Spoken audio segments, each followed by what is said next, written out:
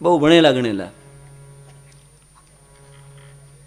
ભેગા થઈને કહેવા લાગ્યા કે હવે આ કોઈ ડોહા મરે અને આપણે 12-15 દી બેહીએ ને આ પાણી ઢોળ ને આ બધા દાડા દપાડા ને આમાં આપણે ખોટા રૂપિયા ખર્ચીએ ને આમાં આપણે આ બધું ભેગા થઈને આપણા સમયનો ને સંપત્તિનો વ્યય કરીએ, એની કરતાં હવે એવું બધું બંધ કરી દો, આ રિવાજ નહીં. હવે પિતાજી મરે એટલે એને બાળી આવવાના, પછી બધા જુદા પડી જવાનું કે એ મરી ગયા થોડા પાછા આવવાના, તમે ગમે એમ કરો તોય. એટલે વાહેથી એક દાદા ઊભા છે કે બેટા આવું કરશો ને તો સારું નહીં લાગે એમ. તો કે ના ના, અમારે સમયનું બધું જોવું પડે, અમારે નોકરિયાતને એટલા બધા રજાઓ ન મળે.